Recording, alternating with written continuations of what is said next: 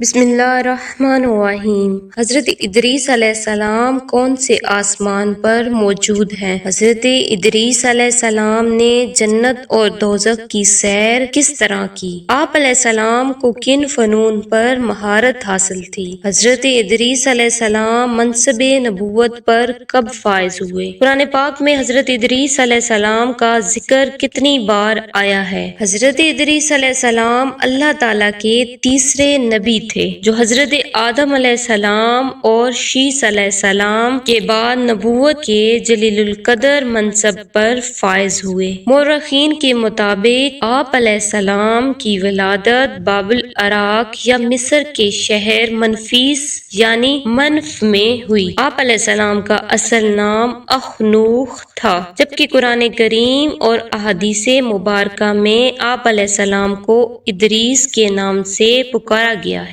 روایات کے مطابق حضرت ادریس علیہ السلام نے دنیا میں لوگوں کو سب سے پہلے لکھنے، پڑھنے اور تعلیم حاصل کرنے کا درس دیا، بلکہ اپنی زندگی کا بیشتر حصہ اسی درس و تبلیغ میں صرف کیا۔ چنانچہ لوگ آپ علیہ السلام کو ادریس یعنی درس دینے والا کہہ کر پکارنے لگے۔ حضرت شیس علیہ السلام کا انتقال ہوا تو کچھ عرصے بعد ان کے پیروکار بہت محدود تعداد میں رہ گئے۔ قابیل کی اولاد نے کفر و شرک، بدکاری و بے حیائی کا بازار گرم کر رکھا تھا۔ زناکاری اور شراب نوشی عام تھی۔ پاکیزہ رشتوں کی پہچان ناپید ہو چکی تھی۔ بتوں کی پوجا اور آگ کی پرستش ہو رہی تھی۔ گویا دنیا پر شیطان اور اس کے حواریوں کا راج تھا۔ حضرت آدم علیہ السلام اور حضرت شیس علیہ السلام کی قائم کردہ شرعی حدود اور ان احکامات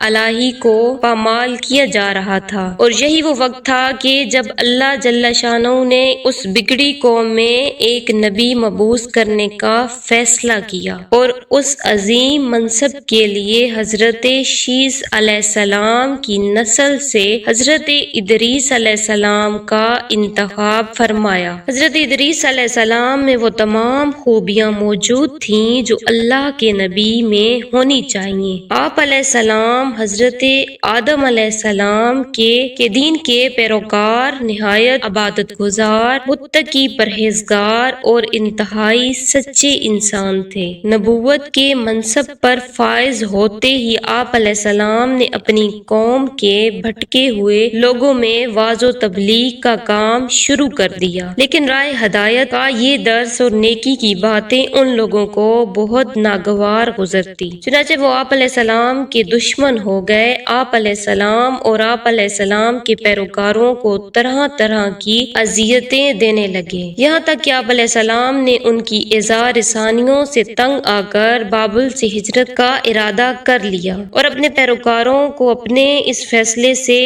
مطلع فرمایا۔ حضرت ادریس علیہ السلام اور ان کے پیروکار نے بابل سے مصر کا رخ کیا اور دریائے نیل کے کنارے آباد ہو گئے، جو بابل سے بھی زیادہ سرسبز و شاداب علاقہ تھا۔ حضرت ادریس علیہ السلام نے یہاں کے لوگوں میں درس و تبلیغ کے کام کو جاری رکھا۔ آپ علیہ السلام اس وقت لوگوں میں رائج تمام زبانوں سے واقف تھے اور عوام کو انہی کی زبان میں درس دیتے تھے۔ آپ علیہ السلام کا قرآن مجید میں 2 مرتبہ ذکر آیا ہے۔ سورہ مریم میں اللہ تعالیٰ فرماتے ہیں، اور اس کتاب میں ادریس کا ذکر بھی کیجیے، بے شک وہ بڑے سچے نبی تھے اور ہم نے ان کو بلند رتبے تک پہنچایا۔ سورۃ الانبیاء میں اللہ تعالیٰ نے فرمایا، ترجمہ، اور اسماعیل علیہ السلام اور ادریس علیہ السلام ذوالکفل کا تذکرہ کیجیے، یہ سب احکام الہیہ پر ثابت قدم رہنے والے لوگوں میں سے تھے۔ قرآن کریم کی معروف و